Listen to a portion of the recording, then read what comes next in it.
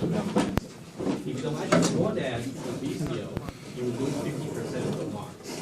That's something I emphasized already last time. So please make sure you get started as soon as possible.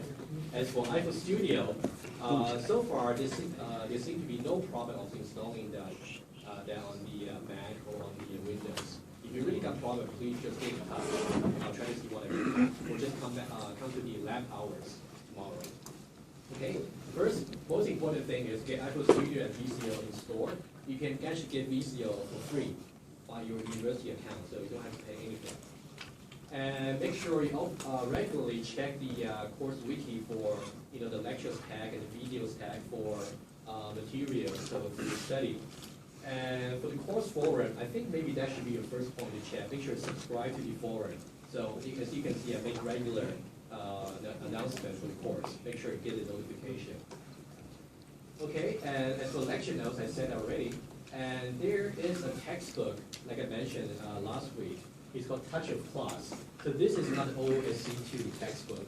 It's also quite a thick one, but that one you can also get it for free on the library accounts. So I'm actually going to assign reading like a section from this book. And so please make sure you follow the required reading for this book. Okay? And about the videos, how many of you have not started watching yet? Oh, okay. Looks promising. That's good. Okay, here we go. Good. I'm glad. Actually, I can see from the views of my video, this first one maybe got about maybe 70 something or 80 something. That's good. That's good. So it turns out to be around 7 hours of tutorials. I thought you can just about in some way. Last lecture was like an overview of the two most important things, the two most important messages we would like to carry forward from this course. So this one.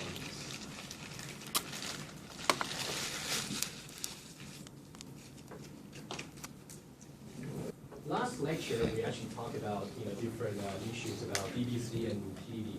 By now, we should know what those two acronyms stand for. What's DBC? PDD? Good. Don't be shy. That's okay. Yeah, that's fine. Of course, that won't be an exam question. That's too easy, right? Okay, good. So I would like to just go to where we left off from last time, which is about the point where we have to talk about equality for objects. Okay? So last time we actually talked about some contracts, and the videos were extremely thorough on that. So please make sure you watch them. So let me just go to the points where I left off. I think they should be around 50.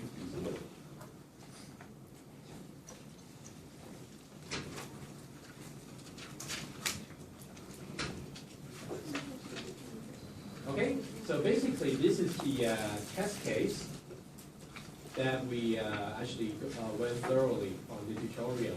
So basically, you'll find that this test will actually fail because you haven't set up the object equality flag properly. So I would like to talk about that first, okay?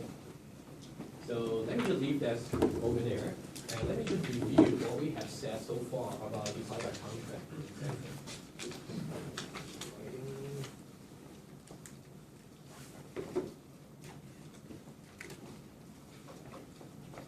Good.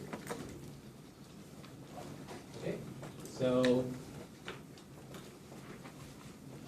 we talked about the idea about the cyber contracts. It's really about to form some arguments.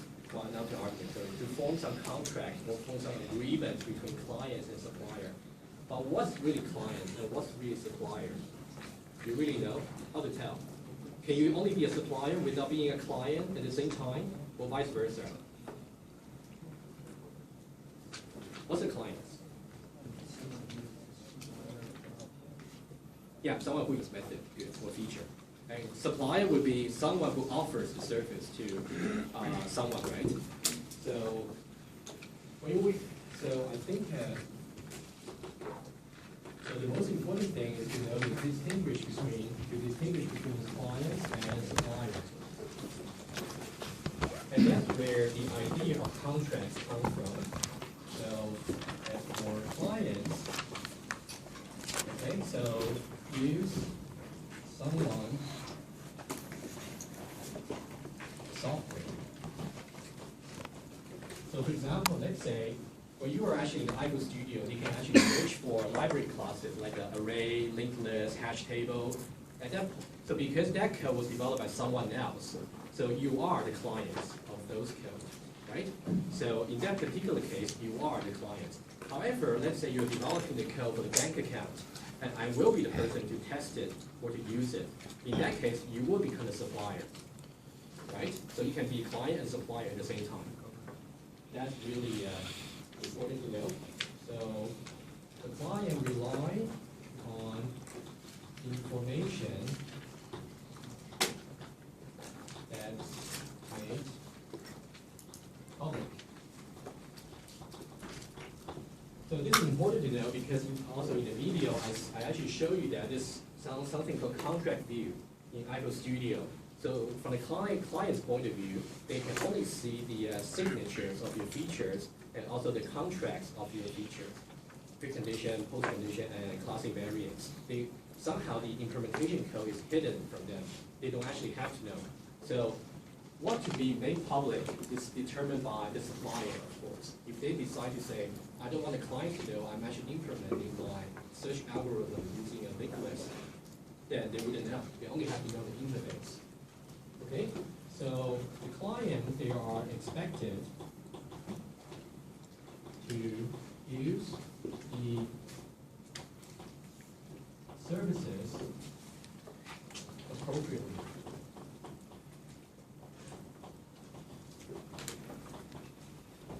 Okay, so here appropriately will be one very important component to specify in the contracts. Tell me one thing, is it the client who actually care about this appropriate usage, or is it the supplier who cares? Who care more, I should say? Ben?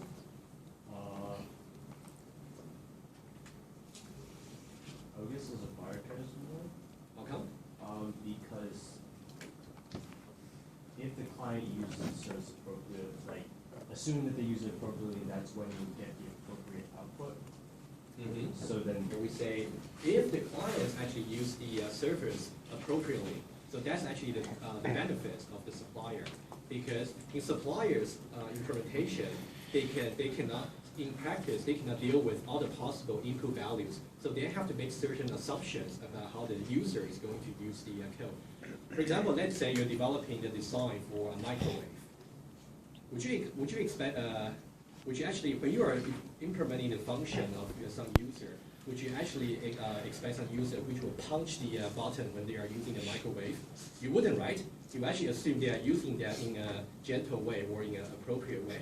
So that's your benefit, because if you also have to assume that they punch when they actually use the microwave, then of course your design will be much more complicated, or you have to be distracted by many other real relevant details. So this part is what the supplier cares the most. Of course, symmetrically, there will be something that clients care more than the supplier do. Okay? And they will benefit from the appropriate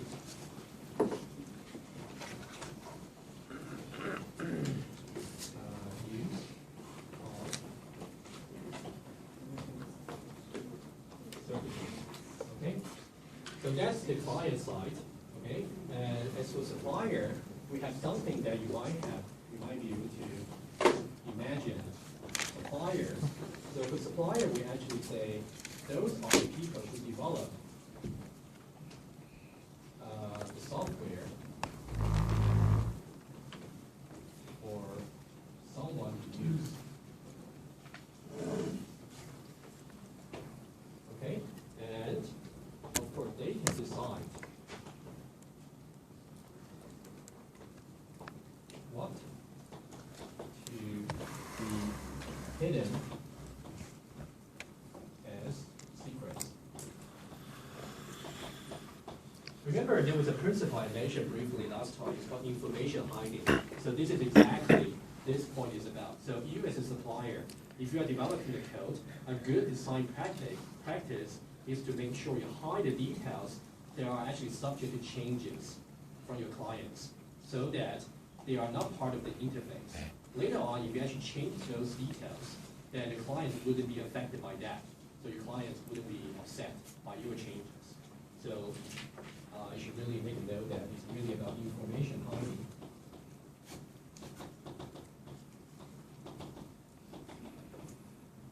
Okay, so now, as I said before, the suppliers, they cannot consider all the possible usages, so they have to make certain assumptions.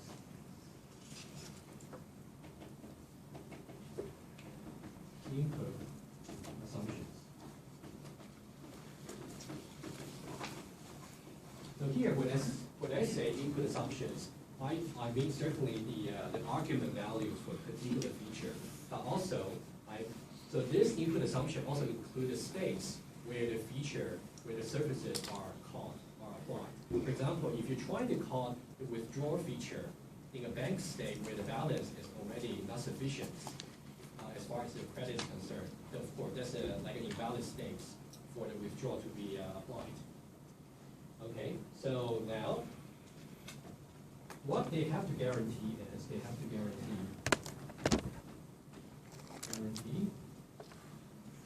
to all the well-behaved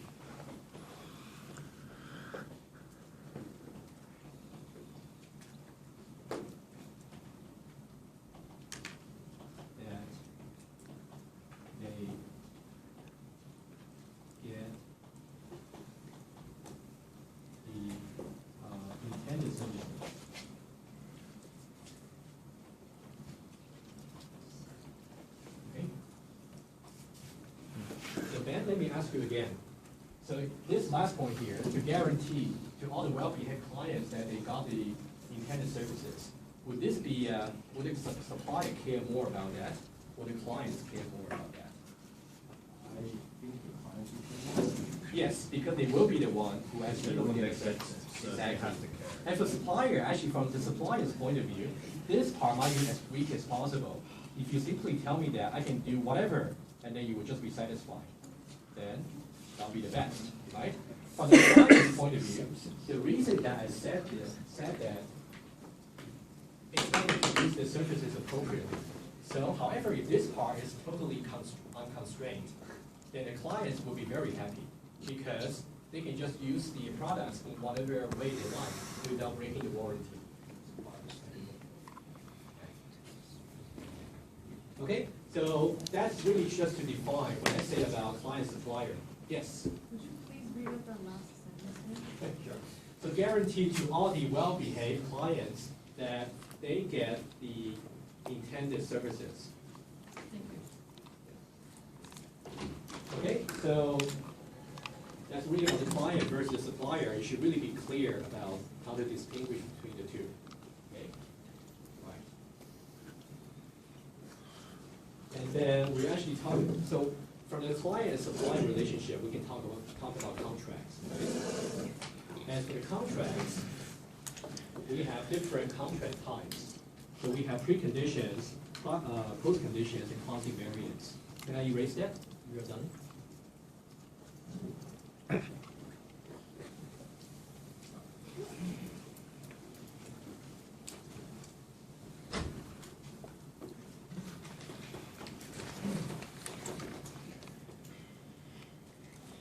So, what are really contracts? Okay, so let me just try to define that. So contracts are basically statements of the obligation and benefits between clients and suppliers. Okay, that's a contract. So when we are talking about the slightly from the client's point of view, the contract will be different from what we are talking about from the supplier's point of view. So it will be different. Right.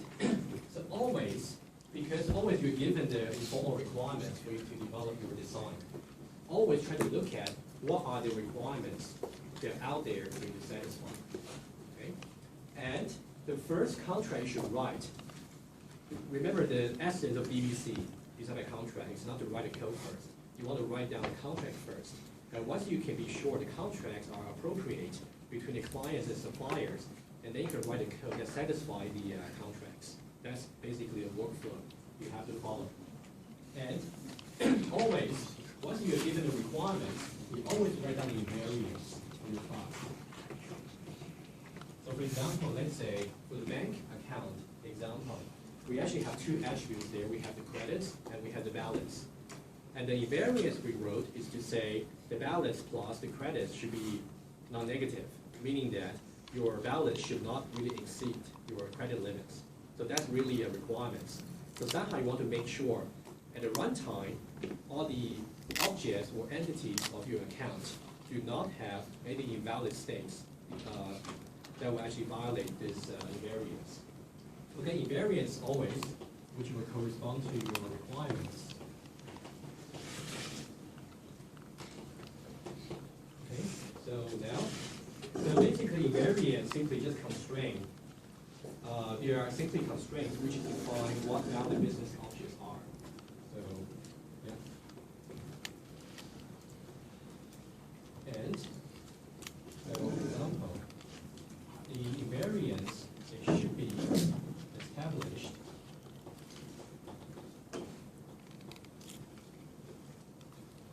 when objects are initialized.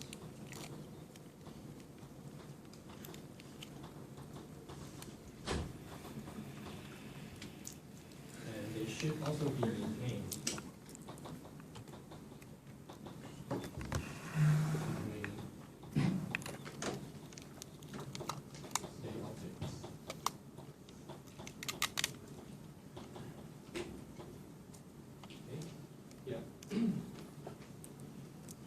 Okay, that's something you have to make sure. For example, one example would be the account balance should be positive.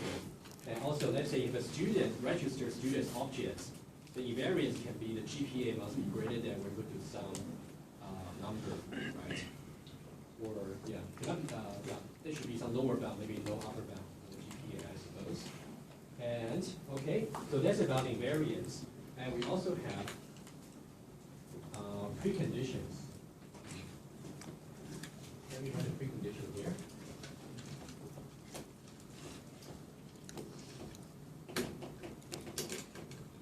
Preconditions here, okay. So for the preconditions, exactly like what you have written down for the client and supplier. So for the precondition is to make sure that the you have to capture illegal values from the clients. Okay, so you write it down.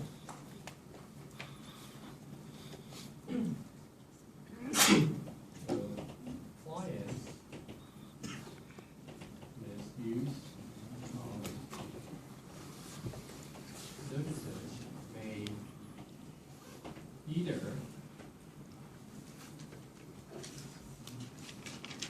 so if you're trying to use the services from the bank account, so the service might be to deposit, to withdraw, or to transfer, etc. Oh, this means the function, all right. The functions, yeah. Because when we're talking about client supplier, so it actually makes sense to talk about services here. Okay, so now, what I want to say is, okay, first of all, make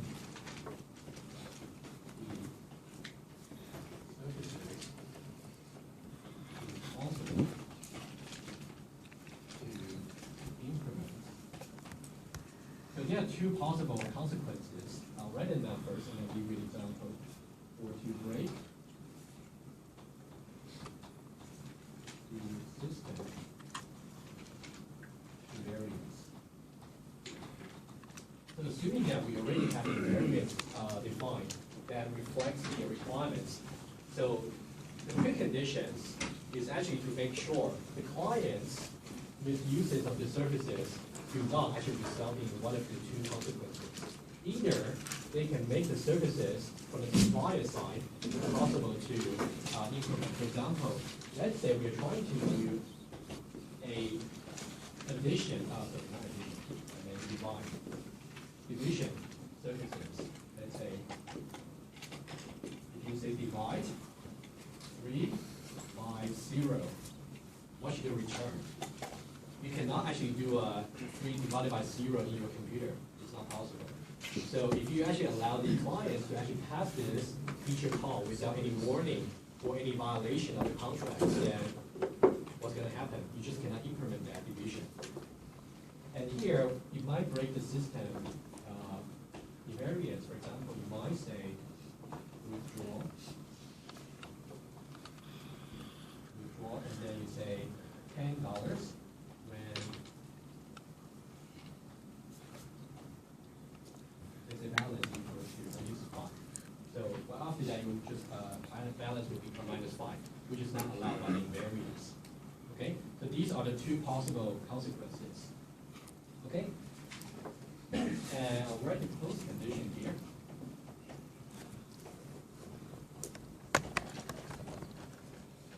The post condition is that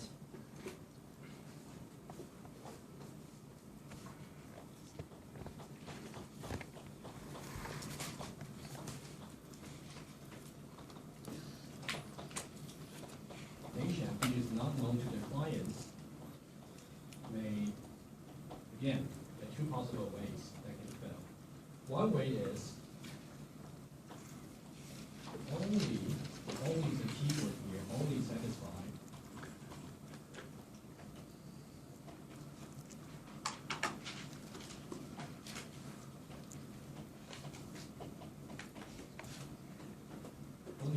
what's promised to the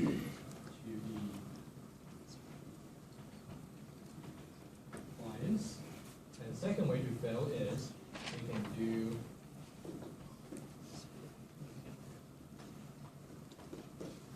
whatever they like.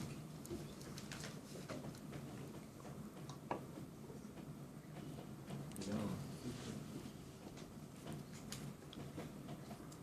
that's promised. Okay, so let me give you an example, please. So this is to say, so now we're talking about the supplier side. Because the supplier's implementation is actually secret from the client's point of view. So the clients really rely on what's really stated in the post condition to know what kind of services they will get from the supplier. Let's say we are trying to do the withdrawal for the bank account. If the only post condition you have for withdrawal is simply balance equals old balance minus the proposed amount, right? That is to make sure the balance is appropriately updated. However, it says nothing about the credits. So the supplier, in this case, can simply just do whatever he likes on the credits without violating the post condition, right? So let's say, for example, one example would be withdraw. So you have some amount A, integer, let's say. So you may have some precondition here. Say to sure, you simply say balance, val equals old, balance minus A. Okay? So this is a very weak post condition in the sense that it's a very tolerant one. So if the supplier can easily satisfy that while still giving you some ridiculous implementation. For example, let's say supplier might implement this by simply saying, okay, balance is assigned to be balance minus A, followed by credits is assigned to be credit minus 1, for example. Okay? You can see this implementation here, the first part is correct because that one satisfies that. However, because the contract for the supplier says nothing about how the credit should be updated. So the supplier by doing this will not be considered as wrong because that's simply not set in agreement. Okay? So that's what I meant by this. Okay? there's a reason for me to really write these on the board, because these are the most critical concepts for the course. I really want you to write it down slowly and to really think about that. Yeah. I do have the notes on the notepad. I can display that later on. Right. Yeah. So for this one, how is the correct withdraw the post preconditions? Okay, so actually there were several people dropping by the office hours today. The question was about how you're supposed to, maybe also about preconditions, but not just post-condition, right? Yeah. So how can you actually design the right contracts? The answer is, it is not easy. So first you have to consult with your understanding about the requirements. From the requirements, you will actually first to translate your requirements into the invariants for the class. That's the first step, okay? Second step, you have to develop your pre and post precondition in such a way that it doesn't allow any value of the input that can violate the invariance. So for example, the addition or the division feature case, you should not really allow the input 0. So the precondition should be, the input should be larger than 0, right? And once you get a precondition, and for the postcondition, normally you have to say how each state attribute should be updated. So you have to enumerate a list of predicates. Each predicate should constrain how the state attributes changes from pre-state to the post-state. For example, for the balance, for the withdrawal, in the pre-state, it will be valid, will be the whole balance, right? In the new state, it will be the whole balance minus A. So that's kind of the relationship between them. And as for the credits, you simply cannot leave that out from the contracts. Because if you leave that out, that means anything that the supplier does for the credits will be considered as okay. Okay? And one more thing, how do you really know, again, your pre and post conditions are correct? Okay? What you have to do is by using testing. You should always, after you have done your contracts and some basic coding, maybe feature by feature, you should start writing test cases right away, as I showed in the video. Because when I even start testing, when I only got the constructor in the account class to make sure the post condition actually was really satisfied and the class invariance was really established. In your test cases, you should forget about how you actually implement your feature. What you should really focus on is to think about as many use cases of your system as possible. Think about both valid and invalid use cases. For the valid use cases, you turn them into Boolean test cases, then add Boolean case, right? And for the invalid use cases, which means those should be the ones that will break the correct contracts. In those cases, you should really turn them into violation case, and to make sure you get a green bar eventually. Right? That's sort of the workflow you have to follow by using TDD. Does that answer your question? Maybe? Yeah. Okay, anyway, we will see examples later. Any questions up to now? I know this might be a little bit abstract, but I think that it's important for you to know the definitions for obligations and benefits first. So what's obligations word meaning? Obligation? Yeah. That means responsibility. Oh, responsible. Okay. Yeah, if there's any word you don't understand, please just raise your hand and let me know. Yeah, rather than guessing. Okay, so that's really about the contracts. And let me, I think those parts are really worth going that slowly. And let me just bring you to the content of iPhone. I got more notes to show by saying that here. Okay, so maybe focus on what you're reading now. So let me, on your laser points right here. Yes. So first of all, what we talk about on the board is about the contracts, but how you actually specify that in iPhone. So that's why iPhone is very unique in that the contracts are executable in the runtime. So you can write test cases to make sure your code really satisfies your contracts at the runtime. So they're executable. Diagram I'll show you later. And so given that contracts are translated from your understanding of the requirements, so you should write test cases to reveal any violation of the contracts. Right? So that's what I said about TDD. and test-driven developments. Okay, so you should really know very well after you follow the tutorial videos about your precondition or postcondition. Each one of them can be either too strong or too weak. In the case of the precondition, so this would be the obligations or responsibility of the clients to make sure the preconditions are met, what they call the feature. So the precondition might be too weak. Whenever you talk about something that's too weak, you mean it allows more things to be included than necessary.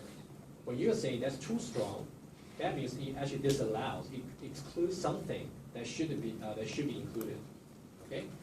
So in this case, if the precondition is too weak, that means you actually allow some dangerous input from the clients that might break your system without warning them. Okay? And if the precondition is actually too strong, that means you actually allow something, you actually disallow, sorry, that's a typo, very good. So that you actually disallow some harmless inputs, so that means your precondition is too strong. So let's say, for example, if somehow your precondition disallows negative value from the second argument, that would be too strong, because you can certainly do 3 divided by -1, right? That would certainly be too strong precondition. Now, for the postcondition, so this might be slightly more difficult to understand than the preconditions. So let's see. Postcondition is supposed to be satisfied or established by the implementation body of the feature, right? So now we are really talking about between supplier secrets and what they should really satisfy at the end. So if the postcondition is too weak or too tolerant, that actually means they actually allow some arbitrary implementation that only satisfy what's stated in the contract. For example, that example there, the postcondition there only talks about balance without talking about some other state attributes, which is the credits. So that's why it's too weak. On the other hand, your postcondition might be too strong in the sense that it's simply from your postcondition, it is actually not possible to make your feature implementable. For example, if somehow, let's say, let me put it here, if you have the divine feature, let's say you have I, J, integer, let's say there's no precondition there, where you should have, let's say this is the return contract view for that.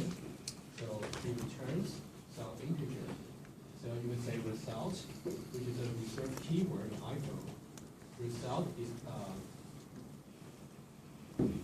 result times J equals I.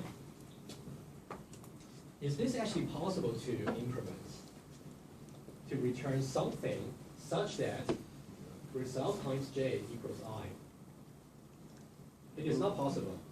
You can think about any, it should be very easy to think about any counter example. What if I is not divisible by J?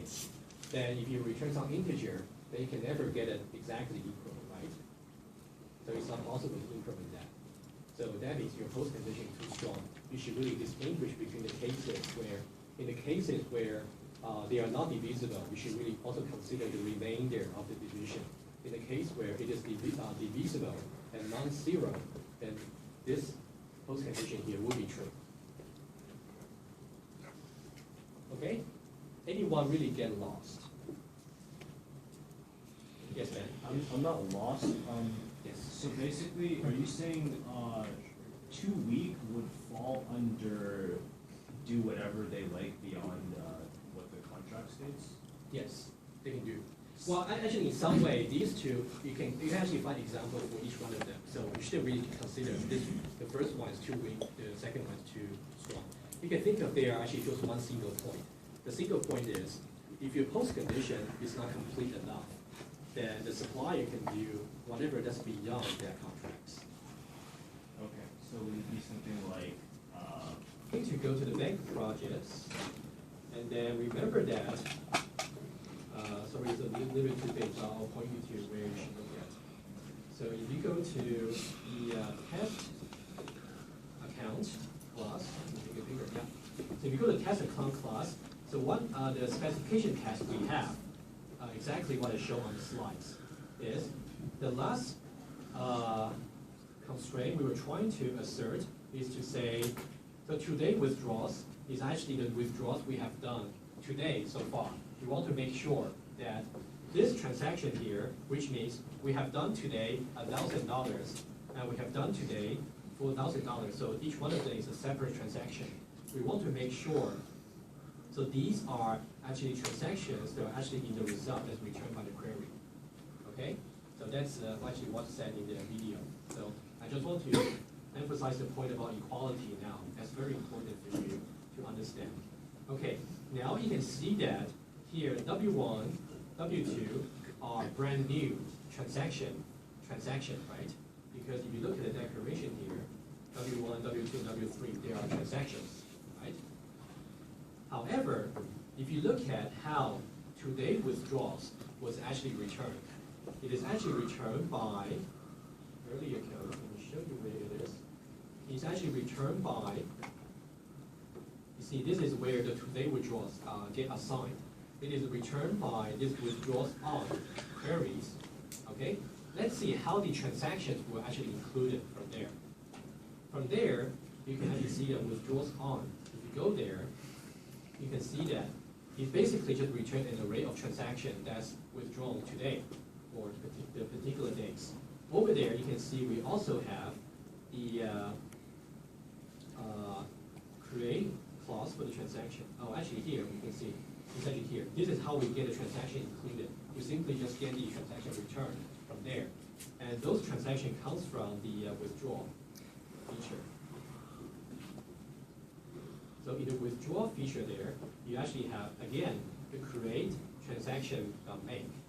Okay, the point is to note that the transactions that are actually stored in the history and the transactions that are actually stored in the return list from the query, they are not exactly the same objects, although their contents are the same.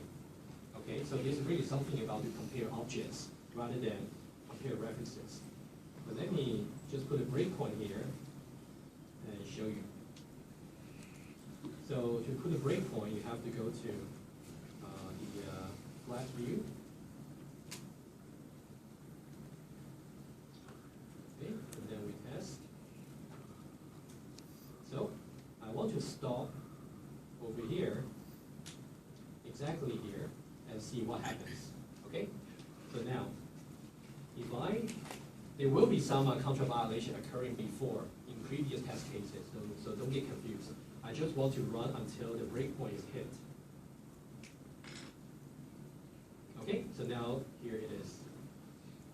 So now we are at a point where, so now I already have today withdrawals, as I show also in the video, so you can actually always try to use the watch expression mechanism. So it's a very handy feature. Okay, over there, let's see what's contained there. Okay, so you can see over there, so far there has been, so lower index and upper index in the array, so there are actually two transactions from there.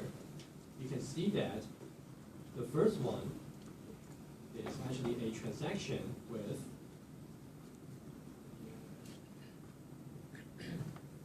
so you can see that the date is 2015, May 27, and with $1,000, right? Okay, that's the transaction. If you look back to the test, we want to make sure this array contains W1. And what's W1? Let's have a look. You enter W1 here. It also says the same date and the same amount, right? So when I query about this membership here, today withdrawals.has W1, it should be true. It should be true, yes. It's currently true because I already fixed the problems, but I wanted to show you how this query is executed, to show you why to fix this. So now if I step into execution, okay, now I will step into, as opposed to step by step. If I step into the has query there, you can now see my context is in array.has, right? And now you can see that now it's going to walk through the array, and then for each iteration, it's right before the iteration, it's going to see if it is object comparison or not. So this is some flag you have to set up explicitly in the collection class. For example, an array is a collection class. So this is to say, if I have, let me draw you some picture, so that will help.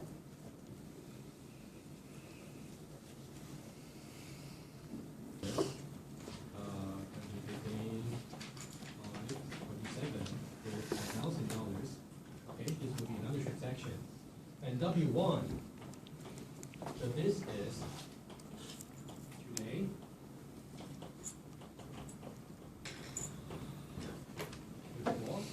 Okay, and here W1 points to another transaction object with exactly the same dates and 1,000. Okay, so now by default, if you didn't set the object comparison flag to be true, that means when you are asking if this W1 is actually in the array, it's actually going to check if any of the elements in the array points to here. That's what the default behavior will be. So that means we really have to make sure we actually turn that object comparison to be true as opposed to false. That's the first step we have to do in the phase. Okay? The second step is, even though we are going to say, okay, now if we say this dot compare objects,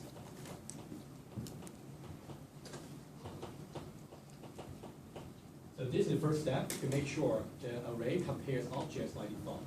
And the second step is, even though it's now going to compare to see if this is the same as this, like in the context of Java, by default, if you know, there's an equals method from the object class. If you don't redefine that, it's going to compare only the references, right? It's not going to compare if, let's say, the date actually matches and the amount also match. So that's the second thing you have to do. You have to go to the business object class, go there and say, now I want to redefine the equality with this particular object to say two transactions can be the same, even though they don't point to the same objects. They can be the same if they have the same dates and they have the same amount of withdraw or deposit. Okay? So those are the two fixes you have to do in order to make sure the test case is passed. Okay? So I just want to briefly mention this because it's very important to know. What you should do is to reproduce what the video shows you initially, what you actually felt, the two points, and then to make sure it's in business. Yes? Did we do the diagram already? In the higher or? The concept of bond or VOM. Actually, you said that you stop at slide 43. Draws a pipe array. So it is actually a reference to some array structure. Each one of them is also a reference to some transaction objects. And this is another transaction we created in the test, W1.